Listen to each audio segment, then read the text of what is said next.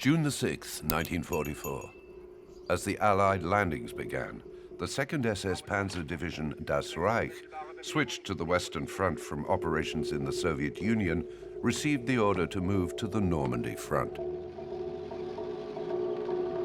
Elimar Schneider, 17, was part of a large Alsatian contingent recently integrated by the Das Reich. 15,000 strong, and with more than 200 tanks, the division, which came under constant attack from the resistance, journeyed up through France, leaving a trail of violence, summary executions, and massacres of the civilian population.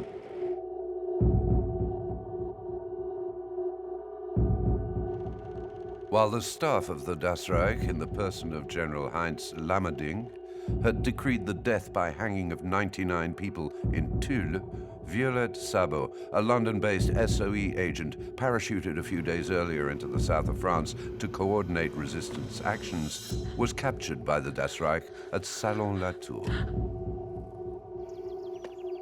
Not far away, the disappearance of Major Kempfer, abducted by Georges Gangouin's communist FTP, angered the commander of the 1st Der Führer Battalion, Adolf Diekmann. The village of Oradour-sur-Glane was chosen arbitrarily as a target for reprisals. The battalion followed methods used against civilian populations in Belarus, where in less than 4 years' occupation, 628 villages were razed and their inhabitants exterminated by formations of the SS. June the 10th, 1944. As in Belarus, the Das Reich shot the men in the barns of Oradour-sur-Glane, while the women and children were burned alive in the church.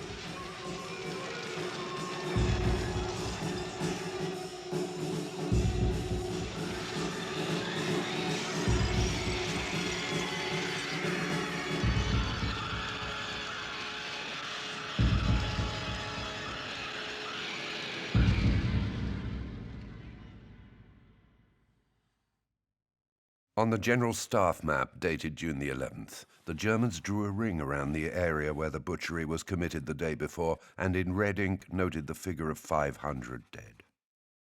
In actual fact, 642 people were murdered in Oradour-sur-Glane on June the 10th, 1944.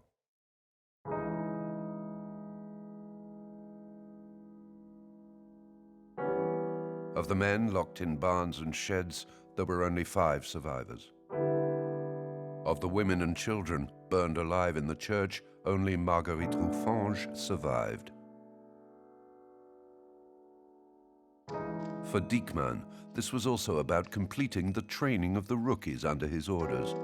These young Alsatians, Ukrainians, and Hungarians had only just joined the Das Reich. Before the massacre, they hadn't been blooded, as extermination strategists in the East called it. None of them now could claim to be innocent of the crimes of the SS.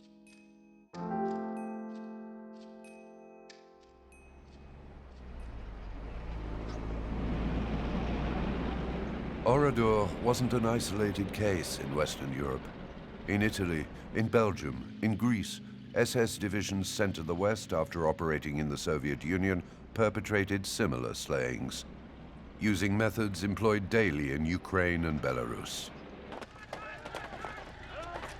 In Italy, August the 12th, 1944, the battalion of the 16th Panzer Division, led by Walter Redder, veteran of the Totenkopf Division and the Battle of Kharkov, executed the 560 women, children, and old men of the Tuscan village of Sant'Anna di Stazzema before setting it alight.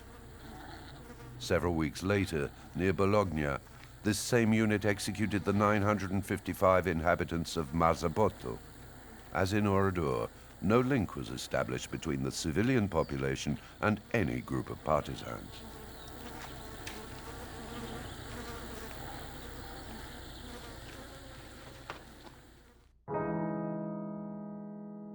When leaving Oradour-sur-Glane, Diekmann asked his men to say nothing of the events of the day.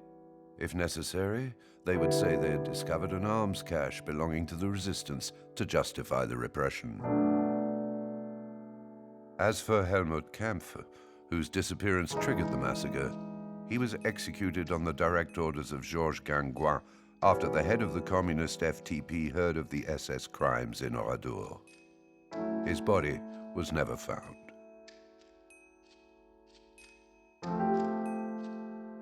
The next day, a contingent of the Das Reich returned to Oradour to erase all traces of the massacre.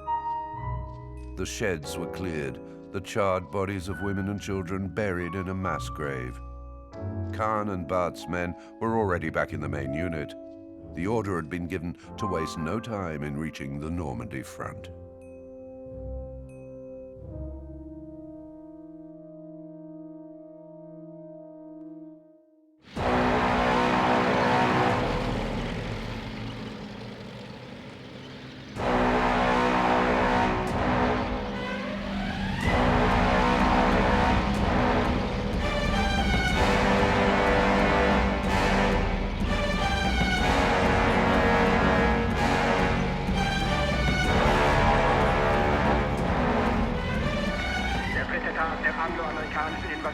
War wiederum durch den pausenlosen Einsatz der feindlichen Luftwaffe gekennzeichnet. Zur Unterstützung der eigenen Kräfte kamen Verstärkungen aus dem Westen und aus dem Reich heran. Aber es war nunmehr deutlich, dass diese Kräfte nicht ausreichten, um den Feind wieder ins Meer zu werfen. Deshalb befahl der Führer, dass weiter zugeführt werden sollten die 2. Panzerdivision, das 1. Panzerregiment der 116. Panzerdivision, die 2. SS-Panzerdivision das Reich, die zuletzt zu Säuberungen in Südfrankreich eingesetzt wurde.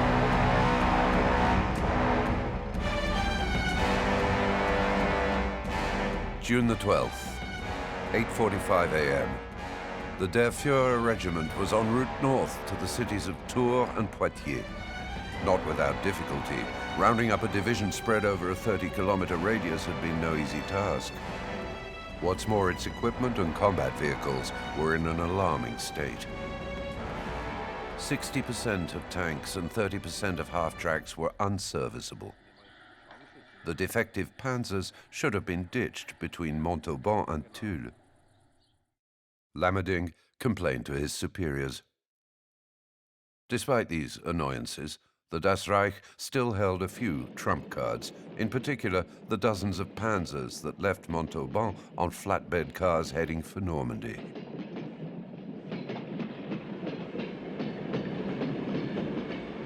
The SOE was aware of this. Based on information delivered by André Malraux, the Allied commander in the region of Dordogne, bombers were sent to pound them in the cities of Angoulême and Poitiers.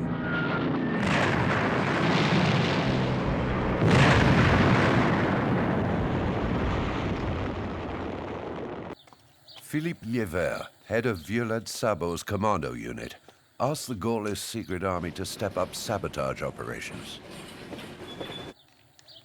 The electricity supply to the German submarines based in Rochefort was cut. The Paris to Limoges railway line was dynamited.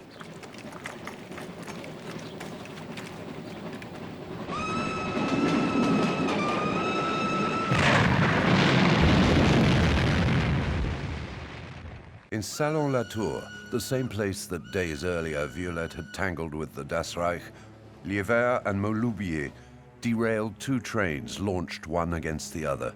It took the Germans 2 months to repair the rails. By June the 13th, 91% of the 1,055 operations against the railway programmed by Allied command had been carried out. As for Violette Sabot, she was in deep trouble. Captured by the Das Reich, she had been handed over to the Gestapo in Limoges.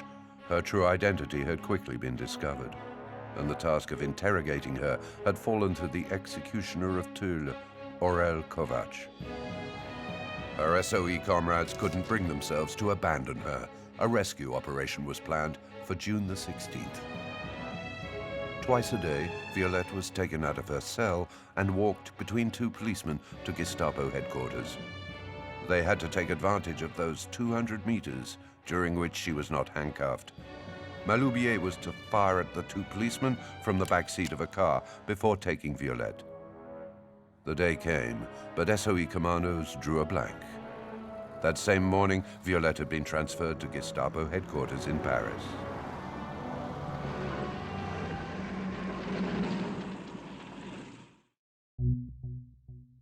By June the 18th, the Das Reich division was only kilometers from the Normandy front.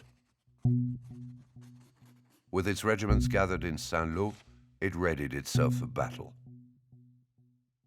The Allies still only occupied a thin strip of land along the coast.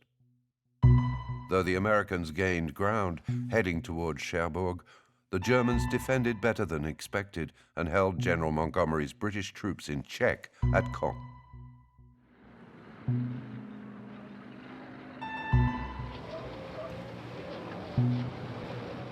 While equipment was being unloaded on the landing beaches by the Allies, Charles de Gaulle, just back on French soil, was given an ovation in the liberated town of Bayeux.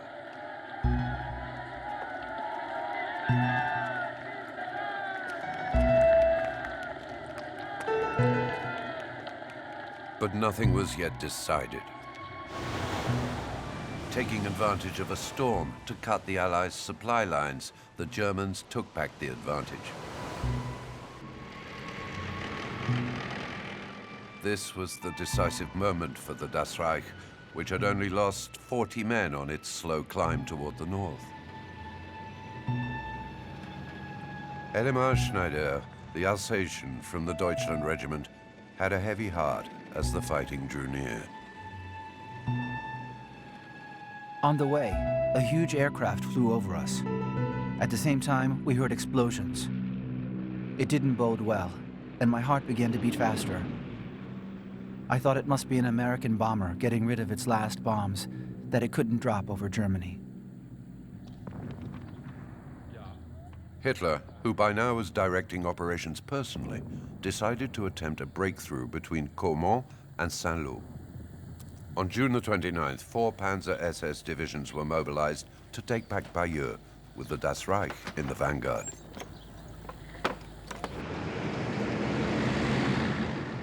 Lammerding sent in the 1st Battalion of the Der Führer Regiment, that of Diekmann and Kahn, 2 of the main culprits of the massacre in Oradour-sur-Glane.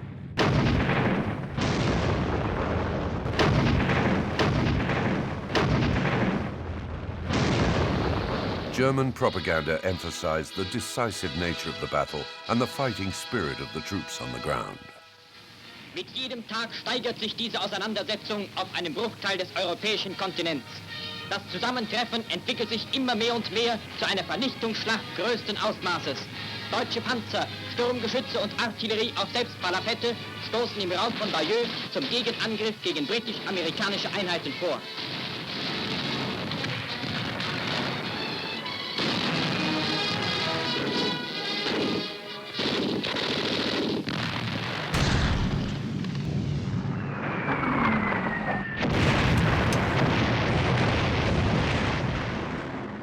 In reality, the operation was a dismal failure.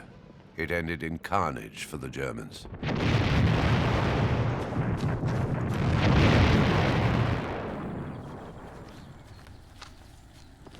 After 2 days fighting, the Der Führer regiment had lost 600 men. Diekmann was dead, decapitated by a Sherman tank. Kahn had his left arm ripped off. He was repatriated to be treated at the rear. Next day, the Das Reich positions were pounded by 250 bombers from the Royal Air Force.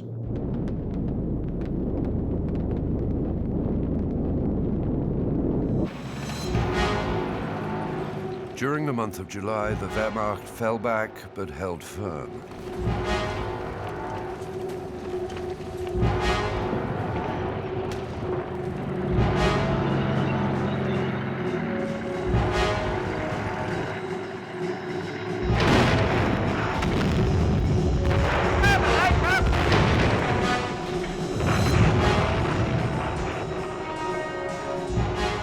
The Das Reich units, in support of the German army, constantly shifted around to contain the Allied offensives, were at the end of their tether.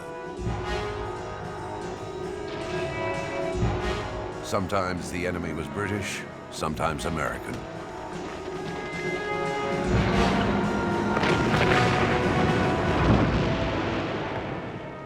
Successes were short-lived, and the balance of power was shifting daily in the Allies' favor.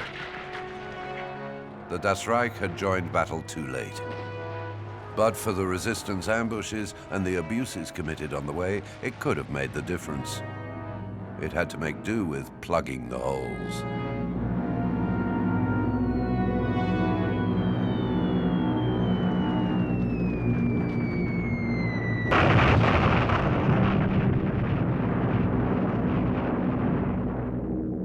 Operation Cobra commenced on July the 24th. No fewer than 4,000 tons of bombs rained down on Normandy in what was the largest display of carpet bombing in the Second World War.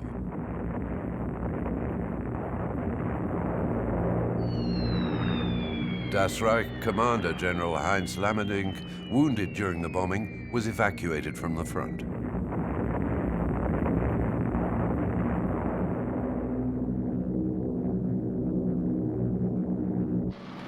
The Americans, maintaining their positions, gained ground everywhere.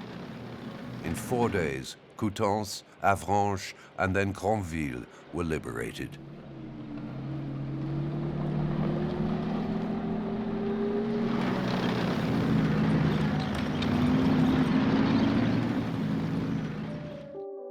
At the rear, in the region of Saint-Lô, a welcoming committee awaited Kahn, who was recovering from his wounds.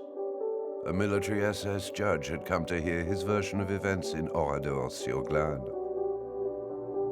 The apostolic nuncio and the prefect of the Limoges region, who visited the scene of the massacre, had complained to Pierre Laval's government of collaborationists.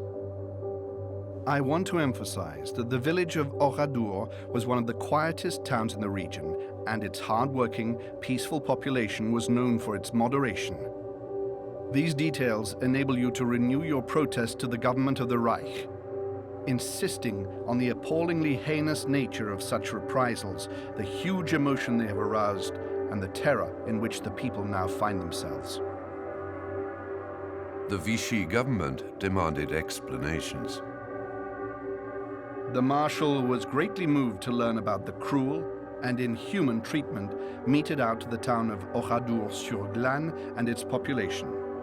Having made a solemn protest to the head of the German government about such acts that nothing can justify, he proposes to send, as soon as circumstances permit, a member of his cabinet to bow in his name at the scene where so many innocent victims and even children met with the most appalling death.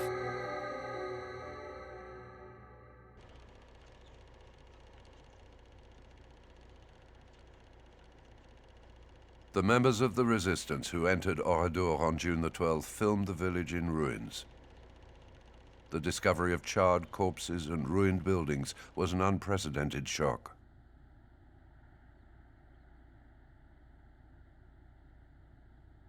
They sent a damning report to London based on the testimonies of the survivors and evidence provided by forensic examiners. In his statement, Kahn stuck to the line dreamed up by Diekmann. Oradour was hiding stocks of weapons for the resistance. The SS judge, who delivered his verdict 6 months later, aligned with this version of events. Internally, the case was dismissed. French protests were not passed on to Hitler. The Führer's special envoy refused to disturb him for something so trivial. Hitler had other fish to fry. Outraged by what he saw as his general's defeatism and the military setbacks on the Normandy front, Hitler decided that the counterattack would take place at Mortain. It would be led by the 2nd Panzer Das Reich Division. Its mission, beyond all reality, was to throw the Allies back into the sea. Feuerkommando! 384 Krieg! Sie willen 192! Salve!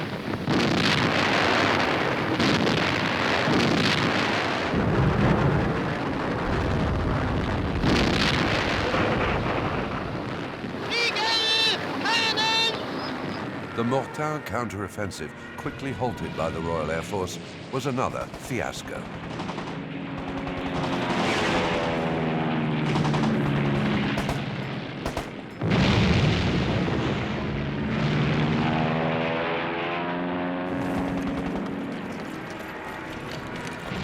Heinz Barth was evacuated from the front to have his wounded leg amputated. The Das Reich was decimated. From over 200 operational panzers, it was reduced to 15.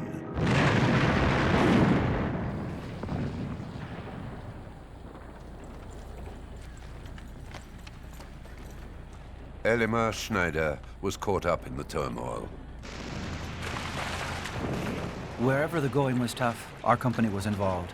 Mortain, Domfront, Argentin, Falaise. All these names remind me of episodes, but I can't place them exactly. With hunger gnawing away at us, we climbed the apple trees, but the apples were always too green and weren't good for you. In fact, everything here was too green. The soldiers too young, the officers too young. Even the weapons we couldn't try out before for lack of ammunition. There were so many dead and wounded that one more or less made no difference, unless we're talking about comrades.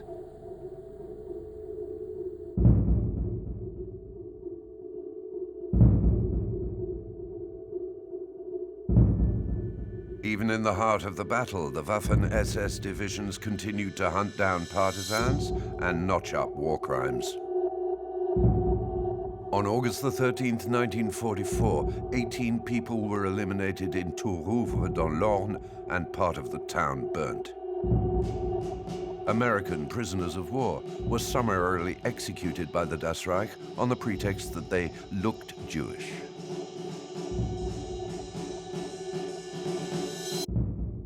A German defeat was no longer in doubt.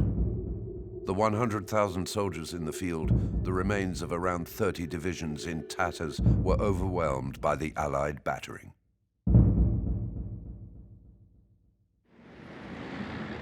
On August the 14th, the Wehrmacht Chiefs of Staff gave the order for a general withdrawal.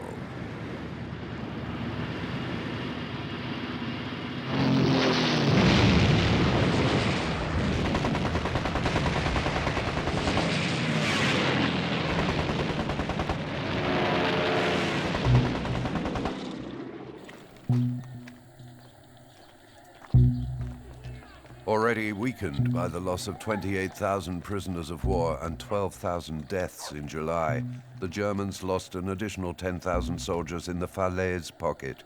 50,000 were taken prisoner.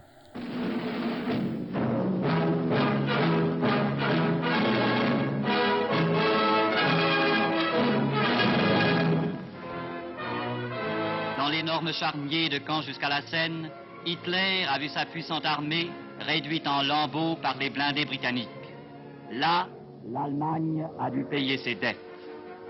Pendant 40 jours de combats acharnés, Montgomery a fixé les blindés allemands.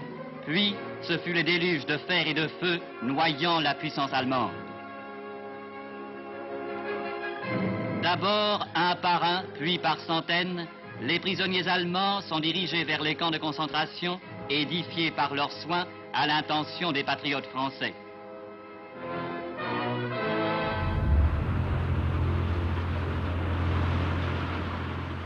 The Das Reich was but a shadow of the elite division it once was.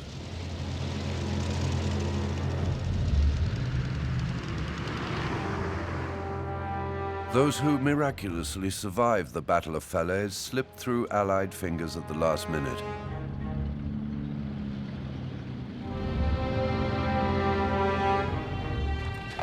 They crossed the Seine at Elbeuf before crossing the Ardennes. They then disappeared the other side of the Siegfried Line while the Allies were making for Paris.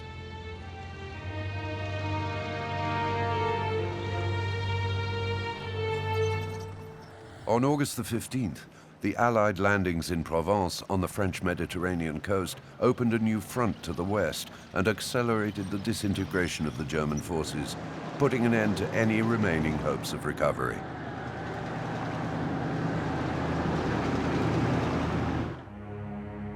In Paris, the staff prepared to withdraw. The Gestapo's most valuable prisoners, resistance leaders and SOE agents, were evacuated. Exhausted by the harsh interrogation, Violette Sabot had lost none of her determination.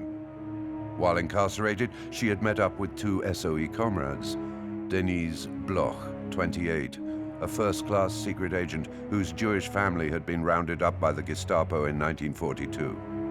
and Lilian Rolf, 30, half Russian, half British radio operator, arrested during a French police crackdown. Violette spared no effort to come to their aid and comfort them. The nightmare was coming to an end, she promised them. In reality, it had only just begun. On August the 8th, the three women were taken to the Gare de l'Est station where a cattle train awaited them. Destination, Ravensbrück.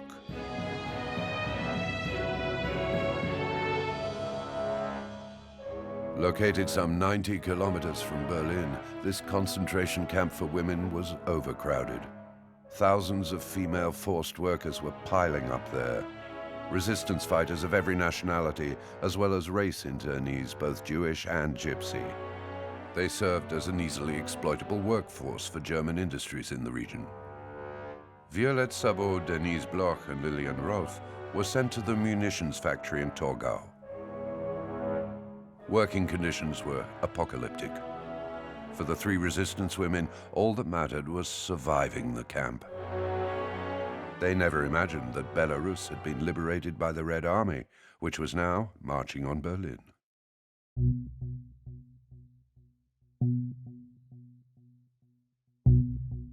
While Paris had been liberated on August the 25th, the outline of the Great Reich was shrinking with each new Allied victory. But the war was not yet over. In September, US paratroopers failed to break through the front in the Netherlands. The following month, it was the Canadians who struggled to free up access to the port of Antwerp and fought a difficult battle at Escaut. Germany was bending, but not yielding.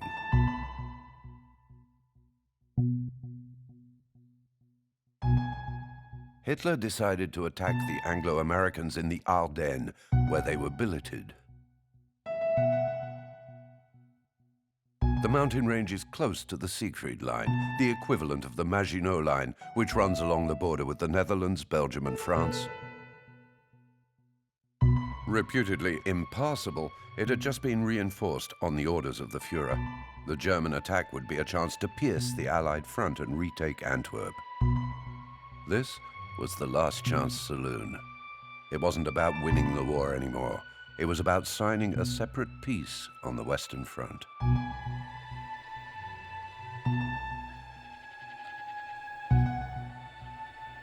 Back in Germany, where it had taken refuge, the Das Reich was licking its wounds. Alsatian Elimar Schneider, like the rest of the division, was recovering from the harsh fighting of the summer. I celebrated my 18th birthday in Rosebeck. It was the first time we had some relative peace. The ranks of our battalion were swelling visibly. Young Hungarians and Germans joined us. The news came in December. Hitler had given the order to take back the Ardennes from the Allies.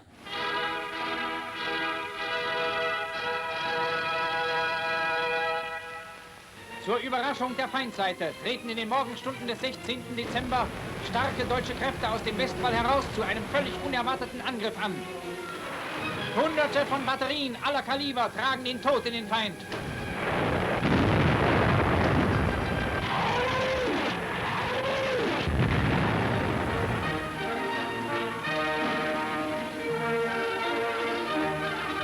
Zusammengeschossene amerikanische Infanterie. Hoch sind die blutigen Verluste der Amerikaner schon in den ersten Stunden. Heinz Lammerding, who had recovered after being wounded in Normandy, was keen to get back on the horse. The Das Reich was renewing its offensive. With the Rundstedt offensive triggered, it was action stations once again. After tasting the joys of life, we were scared again. Very scared of dying.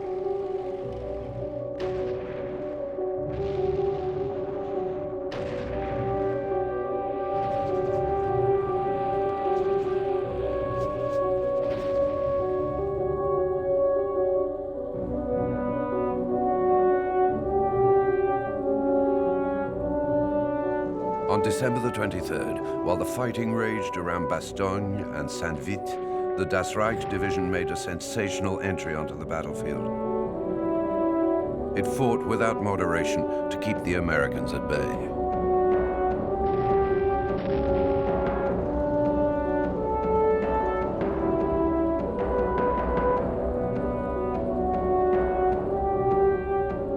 But once the front was set, the SS made no headway.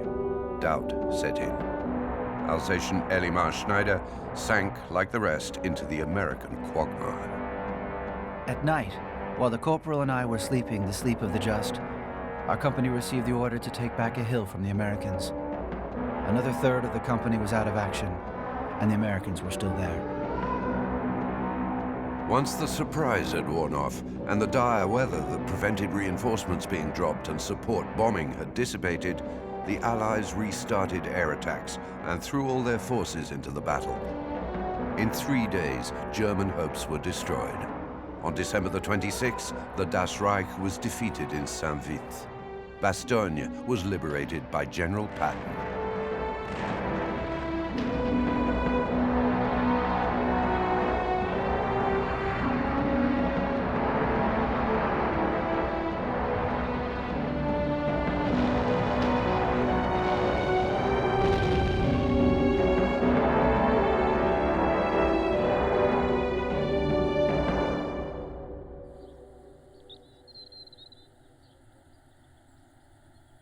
In the months following the Ardennes defeat, the men of the Das Reich were no more than cannon fodder. Dismantled into 3 groups to face the Soviet advance in Czechoslovakia, Hungary, and Dresden, the SS division was wiped out by the Soviets in the last exchanges of spring 1945. Like so many others, Aurel Kovac, who had picked out the hanged men in Tulle, was killed in the fighting.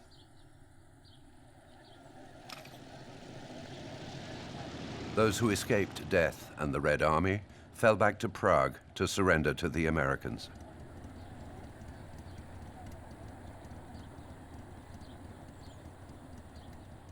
The whole of Germany was a heap of ruins. After Hitler's suicide in his bunker, Lammerding, whose last mission had been to defend Berlin, managed to slip through the mesh of the Allied net. Germany capitulated on May the 8th, 1945.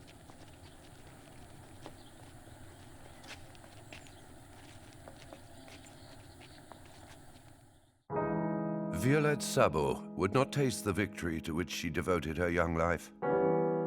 Along with her SOE comrades Denise Bloch and Liliane Rolf, she was executed behind the Ravensbrück crematorium in February 1945. 2 months before the liberation of the camp by the Red Army. 3 months before the German surrender. Of 130,000 women deported to Ravensbrück, only 40,000 survived the forced labor and the medical experiments carried out in the camp. Violette's daughter, Tanya, awaiting her return in London, wasn't 3 years old. She would later receive the most prestigious decorations awarded to her mother by the British and French authorities.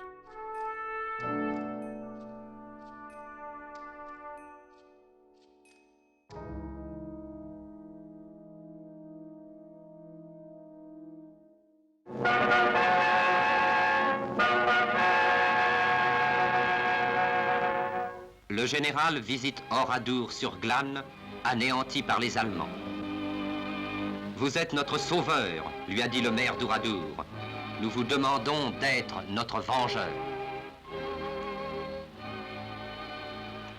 Après une visite au cimetière de cette ville cimetière, le général de Gaulle a dit « Si nos amis nous aident, tant mieux.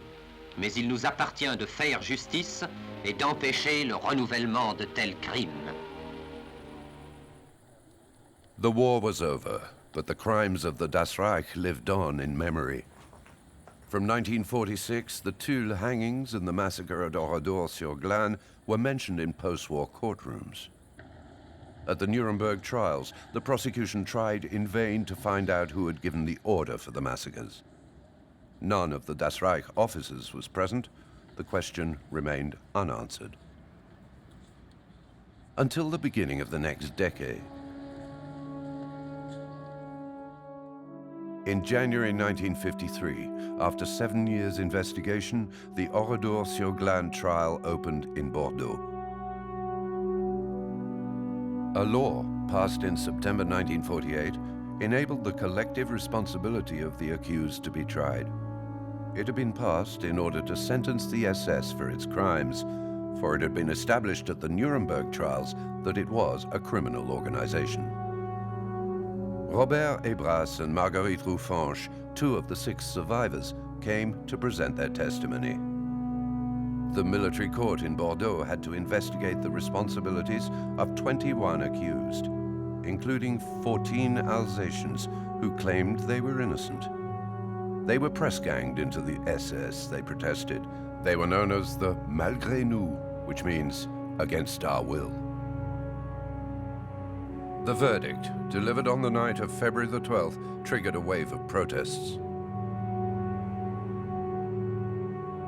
There was only one death sentence and some hard labor. The victims' families deplored the leniency of the judgment. Those of the Alsatians, sentenced to hard labor or prison, cried injustice. They were all amnestied the following year on the altar of national reconciliation.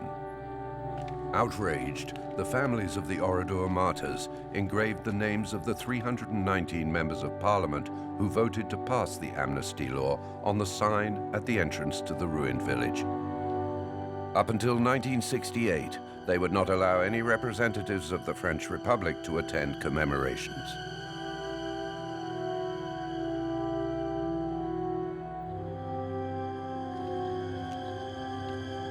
The protests also concerned those hanged in Tulle.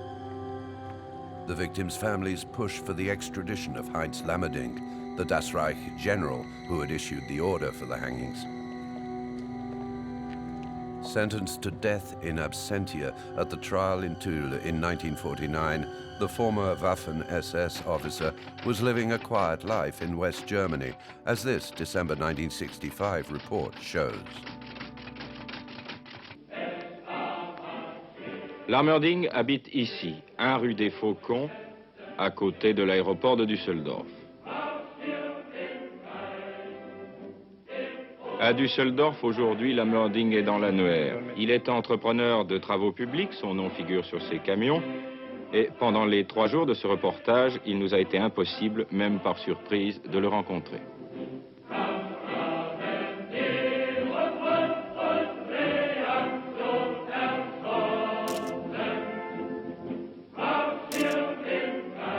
Despite several extradition requests, all rejected by the German federal authorities, Lammerding was never bothered.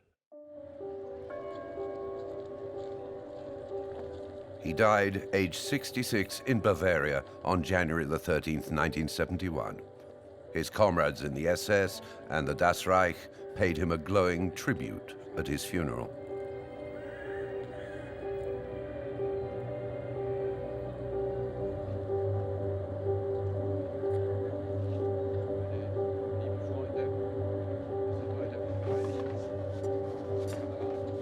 Seven years later, Otto Kahn, one of those responsible for the Oradour-sur-Glane massacre, died in his turn near Munich without ever having to answer charges for his acts. He was 69.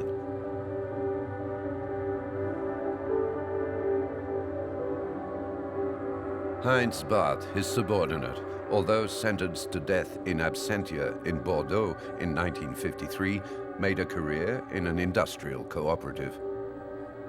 But his past did catch up with him, and he was finally tried in 1983 by a West German court.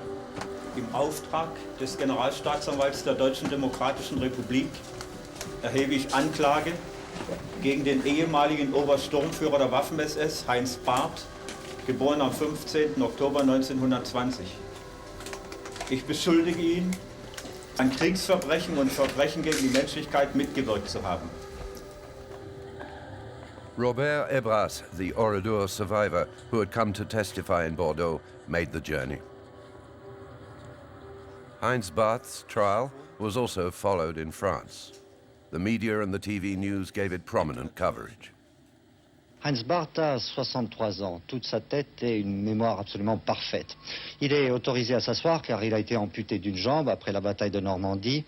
Il parle devant le tribunal comme devant le tableau noir, c'est-à-dire qu'il récite sagement, précisément son histoire. C'est l'histoire banale d'un SS minable devenu tortionnaire et assassin pour la seule raison qu'il voulait être promu officier.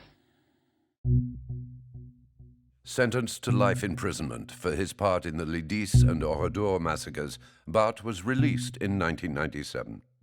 He died 10 years later in Grancy, town of his birth, after a quiet retirement at the age of 87.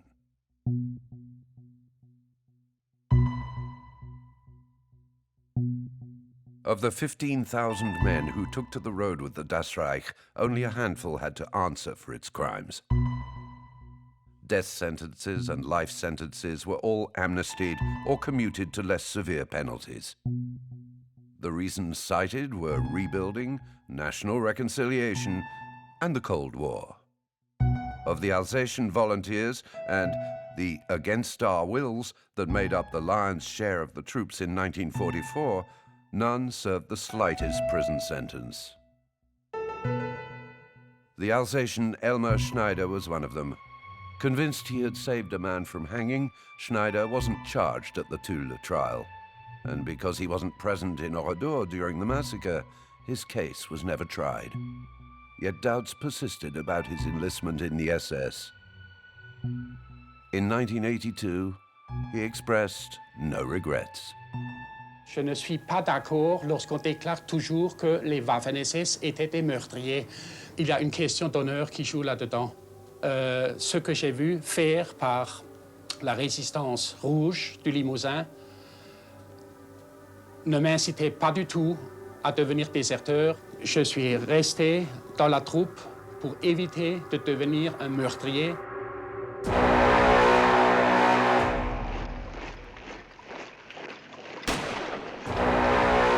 aussi un ordre puissant où chaque membre reçoit une instruction morale et politique